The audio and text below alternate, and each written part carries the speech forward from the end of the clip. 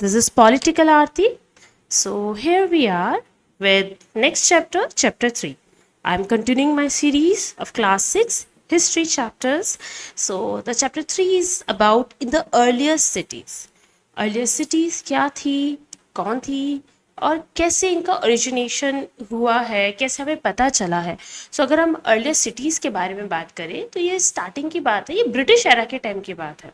अगर मैं आपको समझाना चाहूँ ब्रिटिश एरा में, this is the all about British era.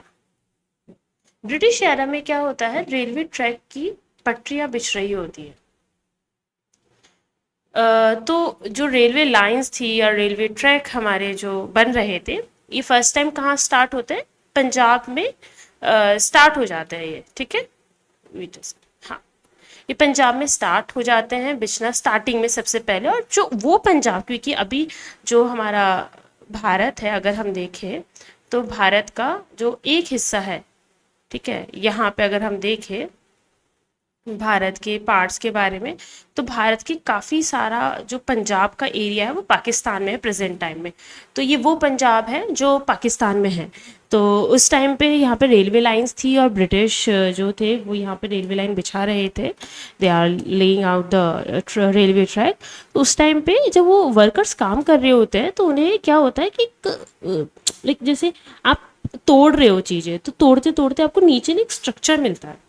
तो उन्हें जब वो स्ट्रक्चर मिला तो उन्होंने स्टिल तोड़ना शुरू किया, बट फिर उन्हें और जितनी वो जगह पे वो उसको डग आउट करते गए, जितना वो उसको और खोदते गए, उनको और ज़्यादा मिलता रहा स्ट्रक्चर. तो उन्होंने अपने जो सीनियर थे उनको बुलाया, उनको बोला कि ऐसे हमें स्ट्रक्चर्स मिल रहे हैं. तो सीनियर ने बोला दैट इसके नीचे कुछ ना कुछ तो है. So they call the archaeological department. उन्होंने एएसआई को बुलाया, ठीक है, और वहाँ पे उन्होंने जब एक्सप्लोर किया, उन्होंने देखा तो उन्होंने कहा यहाँ पे तो एक स्ट्रक्चर है पूरा, और यहाँ पे रेलवे ट्रैक का काम नहीं होगा. अब यहाँ पे होगा कि यहाँ पे है क्या क्या चीज़ ऐसी है कि जिसकी वजह से हमें ये स्ट्रक्चर मिला है, क्या सिटी है, कौन सी सिटी है. तो 8 ईयर्स अगो जो इसको माना गया कि क्या ही एक आर्कियोलॉजिकल साइट है. अब जब इन्होंने इस चीज़ को देखा तो इन्होंने और इसको ड्वेल आउट करने की कोशिश की कि क्या है इसके बारे में. तो आपके राखालदास जो बनर्जी हैं, ठीक है, और जो हमारे के आर्कियोलॉजिकल डिपार्टमेंट के जो पर्सन थे, हेड थे, अलेक्जेंडर, उन्होंने क्या किया, उन्होंने इसको और एक्सप्लोर किया. तो इन्हें पता चला कि ये क्या है, हरप्पन सिविलाइजेशन. इसको स्टार्टिंग में ना हरप्पन सिविलाइजेशन के नाम से भी जानते थे, और उसका रीज़न था हरप्पन सिविलाइजेशन के नाम से जानने का, क्योंकि हमें सबसे पहले हरप्पा और मोहनजोदारो जो सिटीज़ हैं उनको हमने एक्सप्लोर किया था. तो जब ये मिलता है हमें तो उन्होंने इसको हरप्पन सिविलाइजेशन का नाम दिया. बट उसके बाद जब और इस पर रिसर्च हुई और पता किया, तब इसको एक नाम दिया गया इंडस वैली सिविलाइजेशन. उसका रीज़न था कि सिर्फ हरप्पा या मोहनजोदारो ही इसकी इस सिविलाइजेशन की पार्ट नहीं है ये सिटी, और भी ऐसी सिटी है. हम देखते हैं कि राखीगढ़ी, आपका लोथल, धोलावीरा, ये सब सिटीज़ आती हैं और बहुत सारी सिटीज़ हैं. तब इससे ये मैंने कुछ के नाम बताए हैं आपको, और भी सिटीज़ हैं जो इंडस वैली सिविलाइजेशन का पार्ट थी. तब उन्होंने बोला नहीं, हरप्पा इसके लिए ठीक नहीं रहेगा ना, इसके लिए बेटर नाम है इंडस वैली सिविलाइजेशन. इसका नाम भी इंडस इसलिए है क्योंकि इंडस रिवर के किनारे बसी हुई सिविलाइजेशन थी, और इसलिए उसके बेस पे ये नाम पड़ा. और इंडस जो रिवर है वो यहाँ की लाइफ लाइन थी. तो ये 4700 ईयर्स अगो ये स्टार्ट होती है कहानी. तो हम इस कहानी को पढ़ने जा रहे हैं. देखिए, कहानी है आपकी इंडस वैली सिविलाइजेशन की. इंडस वैली सिविलाइजेशन में सबसे पहले हम सिटी का लेआउट पढ़ते हैं. कई बार आपसे पूछा जाता है, चाहे वो कॉम्पिटिटिव एग्ज़ाम हो, चाहे हमारे स्कूल स्टूडेंट्स हो जो एनसीईआरटी पढ़ रहे हैं, तो उसमें बताया जाता है सिटीज़ क्या है, दो पार्ट्स में डेवलप थी. ठीक है, एक सिटी का पार्ट था जो हायर था लेकिन बहुत छोटा था, और एक सिटी का पार्ट था जो लोअर था बट वाइडर था. जैसे मैं ड्रॉ करके आपको दिखाती हूँ. जैसे कि ये आपकी सिटी है, ठीक है.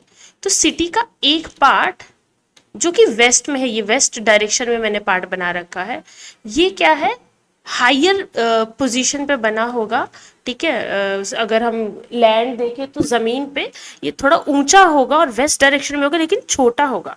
लेकिन वहीं पे क्या था, जो सिटी था, टाउन था आपका, वो बहुत बड़ा था, ब्रॉड था।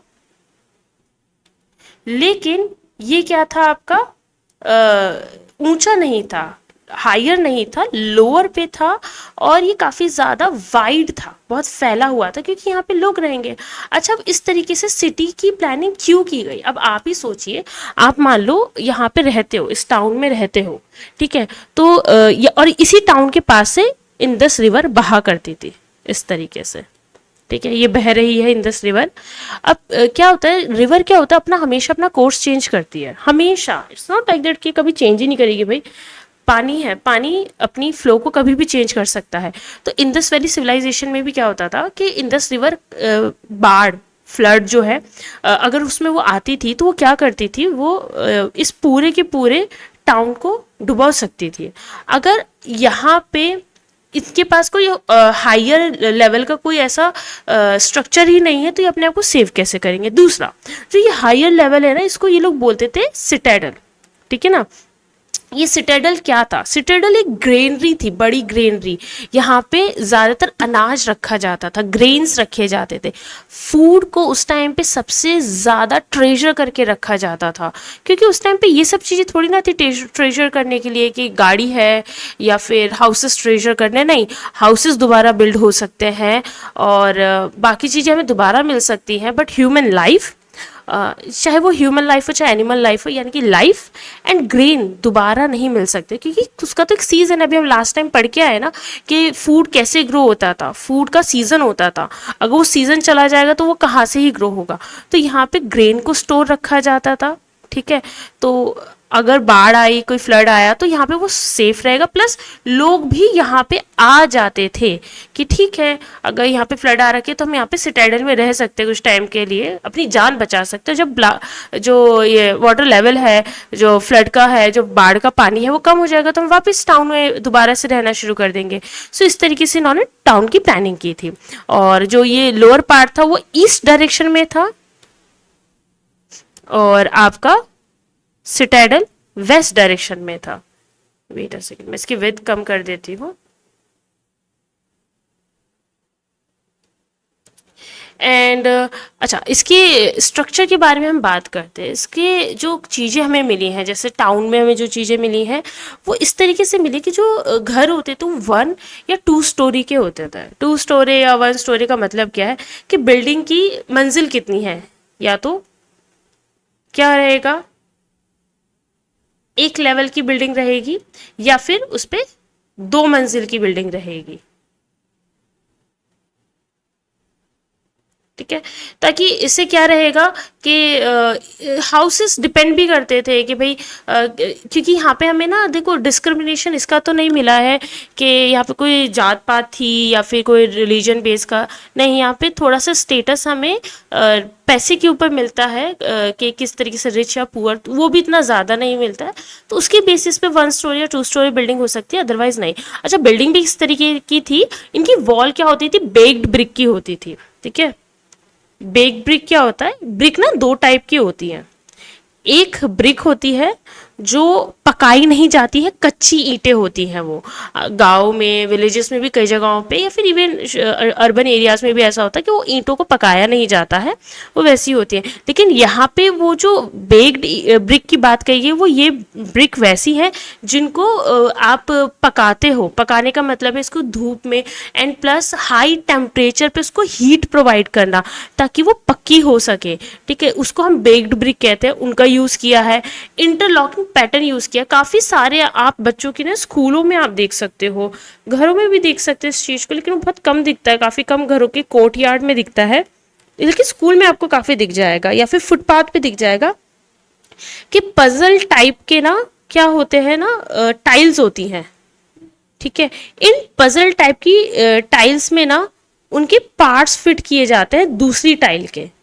तो ये एक तरीके का क्या होता है, इंटरलॉकिंग सिस्टम होता है, जिसमें क्या होता है पजल नुमा चीज़ों को अरेंज कर रहे हो। तो ये इंटरलॉकिंग बहुत हेल्प करता है, इसमें आपको सीमेंट की ज़रूरत नहीं होती, किसी तरीके की ग्लूइंग टेक्नोलॉजी की ज़रूरत नहीं होती। ये इंटरलॉकिंग पैटर्न ही आपको हेल्प करते हैं, आपके शॉक एब्जॉर्बेंट होते हैं, अर्थक्वेक में आपको हेल्प करते हैं कि भाई वो शॉक एब्जॉर्ब कर ले, तो इतनी जल्दी बिल्डिंग का स्ट्रक्चर लूज नहीं पड़ता है। ठीक है, सो इसके अलावा हमें फिर मोहनजोदारो के बारे में पता चलता है। मोहनजोदारो एक हड़प्पा सिविलाइजेशन की एक सिटी है। ठीक है, यहाँ पे हम दिखाते हैं मोहनजोदारो की अगर हम बात करें, तो ये जो मोहनजोदारो है, यहाँ पे हमें एक स्पेशल टैंक मिलता है जिसको हम ग्रेट बाथ के नाम से जानते हैं। इसको हम स्पेशल टैंक क्यों कह रहे हैं, अभी हम इसमें आगे इसकी पिक्चर भी दिखाएंगे। इसमें क्या है, दो साइड से आपकी सीढ़ियाँ आ रही होती है। तो ये जो बात है, जैसे कि ये बात था, इसमें दो साइड से सीढ़ियाँ आ रही थी, एक यहाँ से एक यहाँ से। इसमें एक छोटा होल होता था जिससे आप पूरा का पूरा पानी ड्रेन आउट कर सकते थे, निकाल सकते थे। इसके बाहर एक वेल रहता था, तो जैसे पानी निकाल दिया तो वापस इसी वेल से इसमें पानी डाल के भरा जाता था। इतना डीप नहीं था, लेकिन काफ़ी ये था कि काफ़ी वेल प्लान्ड था। दोनों साइड से सीढ़ियाँ आ रही, इसके चारों तरफ क्या था, चेंजिंग रूम बने हुए थे। तो इसलिए इसको बिलीव किया जाता है कि ये क्या था, एक स्पेशल ओकेजन के लिए ग्रेट बाथ था। ऐसा नहीं था कि हमेशा इसमें नहाते ही रहते थे लोग। इसमें सिर्फ ये लोग क्या करते थे, जब इसको यूज़ करते थे, जब क्या कहते हैं कोई स्पेशल ओकेजन है तभी इसमें डिप करते थे। एंड ये हम इसकी साइड देख सकते हैं मोहनजोदारो की और हड़प्पा की। हड़प्पा सिविलाइजेशन है आपका, ठीक है, और ये मोहनजोदारो जो कि आज के टाइम पे बलूचिस्तान, पाकिस्तान के बलूचिस्तान जो एरिया है उसमें आता है मेनली। ठीक है, वेस्ट पंजाब यानी कि जो आपका पाकिस्तान का पंजाब है उस एरिया में आता है Mohenjodaro. And this is the Harappa civilisation. देखिए आप देखिए और भी नाम है, राखीगढ़ी है, कालीबंगन है, गनेरी वाला है, चुनंद्रो है, धोलावीरा सुरकटोदा है, एंड लोथल है आपका, सोतकहो है। ये सारी क्या है, ये आपकी इंडस वैली सिविलाइजेशन की ही सिटीज़ है। और भी सिटीज़ हैं, ठीक है, इसलिए इसको इंडस वैली सिविलाइजेशन नाम दिया गया था। ये देखिए इंडस रिवर है और ये इसकी ट्रिब्यूटरी है, बहुत सारी ट्रिब्यूटरी भी हमने लास्ट टाइम पढ़ा था कि ट्रिब्यूटरी क्या होती है। अच्छा, अब इन सिटीज़ के बारे में हम स्पेशल पढ़ेंगे। इन सिटीज़ में आती है आपकी कालीबंगन एंड लोथल। आप देखेंगे कालीबंगन कहाँ पे, राजस्थान के पोर्शन में आती है, और लोथल आपका आता है गुजरात के पोर्शन में, गुजरात स्टेट में। यहाँ पे हमें क्या मिले, यहाँ पे हमें मिले हैं फायर अल्टर्स। फायर अल्टर्स क्या है, इट मीन्स यहाँ पे हमें पता चला कि कुछ ना कुछ सेक्रीफाइसेस होते थे यहाँ पे। अब सेक्रीफाइसेस क्या है, जैसे कि बलि देना, यजना तो नहीं, बलि देना, और भी तरीके के हो सकते, यजना भी हो, ठीक है। उसके हमें रिमेन्स मिले हैं, फायर के रिमेन्स मिले हैं, एशेस वगैरह, और अल्टर्स मिले हैं, और भी चीज़ें मिली हैं, ठीक है। तो उससे हमें पता चला है कि हाँ उन्हें फायर की नॉलेज थी, अल्टर्स करते थे वो लोग, ठीक है। So that's all. और ये रहा आपका मोहनजोदारो का ग्रेट बाथ। आप देख सकते हैं ये आपकी सीढ़ियाँ हैं, यहाँ से आ रही है, एक यहाँ से आ रही है, दो साइड से है। ये आप देखेंगे ये रूम बने हुए हैं, आप कहेंगे यहाँ पे तो रूम ही नहीं दिख रहे, लेकिन ये रूम का स्ट्रक्चर है। अब ये कैसे पता चला कि ये रूम का स्ट्रक्चर है, ये आपके जो काफ़ी एडवांस टेक्नोलॉजी है अब हमारे पास, जिससे हम पूरा का पूरा स्ट्रक्चर डिज़ाइन कर सकते हैं कि पहले कैसा रहा होगा स्ट्रक्चर, उसके बेस स्ट्रक्चर को सोच के। तो यहाँ पे रूम्स होते थे चारों तरफ, जिसमें चेंज किया जाता था, ड्रेन था, बाहर आपका वेल था जिससे पानी लाया जाता था, क्लीन वाटर इसमें डाला जाता था, स्पेशल ओकेजन के लिए इसमें लोग डिप करते थे।